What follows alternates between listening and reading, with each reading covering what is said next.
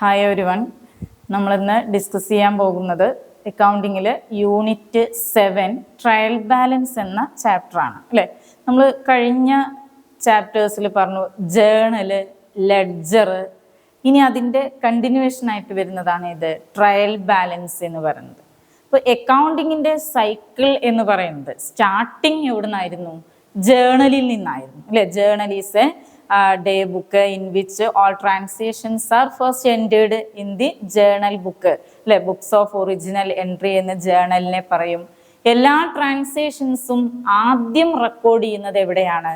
ജേണലിലാണ്.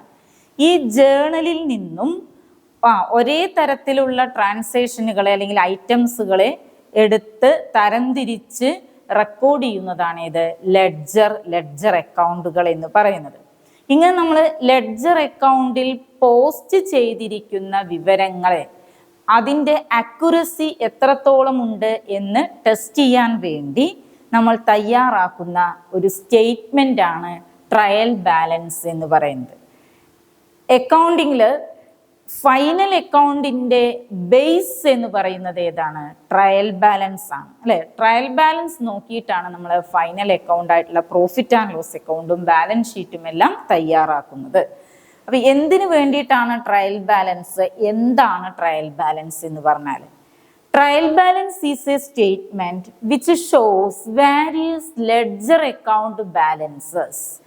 Various ledger account നമ്മൾ ഇതിന് മുൻപേ ചെയ്തു വെച്ചിരിക്കുന്ന ലെഡ്ജർ അക്കൗണ്ടുകളുടെ ബാലൻസുകൾ മീൻസ് ബാലൻസ് ബ്രോ ഡൗൺ എന്നുള്ള ബാലൻസുകൾ ഉപയോഗിച്ചുകൊണ്ട് തയ്യാറാക്കുന്ന ഒരു സ്റ്റേറ്റ്മെന്റിനെയാണ് ട്രയൽ ബാലൻസ് എന്ന് പറയുന്നത്. Trial balance is a statement which shows various ledger account balances.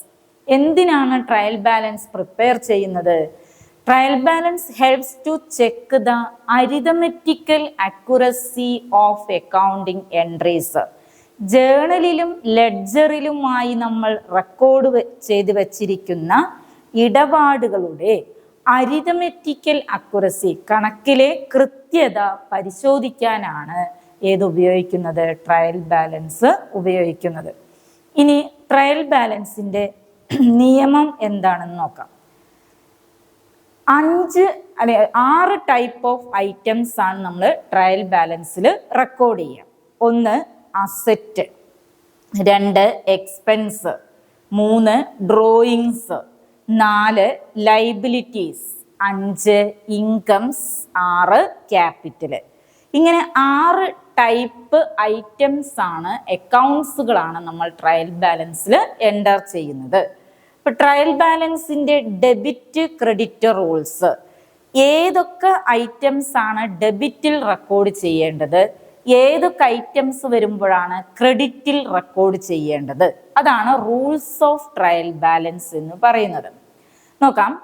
അസറ്റുകൾ വന്നാൽ ട്രയൽ ബാലൻസിൻ്റെ ഡെബിറ്റ് സൈഡിലാണ് അതിൻ്റെ എമൗണ്ട് എൻ്റർ ചെയ്യേണ്ടത്. അസറ്റുകൾ ഡെബിറ്റിലാണ് എൻ്റർ ചെയ്യേണ്ടത്. എക്സ്പെൻസുകൾ വന്നാലും ഡെബിറ്റിലാണ് എൻ്റർ ചെയ്യേണ്ടത്. ഡ്രോയിങ്സ് വന്നാലും ട്രയൽ ബാലൻസിൻ്റെ ഡെബിറ്റിലാണ് എൻ്റർ ചെയ്യേണ്ടത്.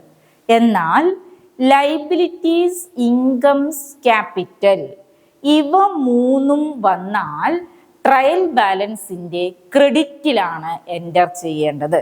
ഏതാണ് rules of trial balance?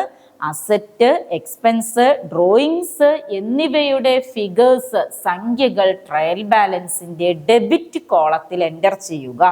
At the same time the amounts of incomes, liabilities and capital should be entered on the credit side of trial balance. ഇനി ഈ rule വെച്ചിട്ട് നമ്മൾ ഒരു പ്രോബ്ലം വർക്കൗട്ട് ചെയ്യാണ്. നോക്കാം. Prepare A trial balance from the following balances. കുറേ accounts ബാലൻസുകൾ നമുക്ക് തന്നിട്ടുണ്ട്. അത് ഒരു ട്രയൽ ബാലൻസിലേക്ക് എങ്ങനെ എൻ്റർ ചെയ്യാം? അപ്പം ഇതിനെ അനലൈസ് ചെയ്തിട്ട് ഏതാണ് ഡെബിറ്റ് കോളത്തിൽ വരിക, ഏതാണ് ക്രെഡിറ്റ് കോളത്തിൽ സംഖ്യ എഴുതേണ്ടത് എന്ന് അനലൈസ് ചെയ്യാം.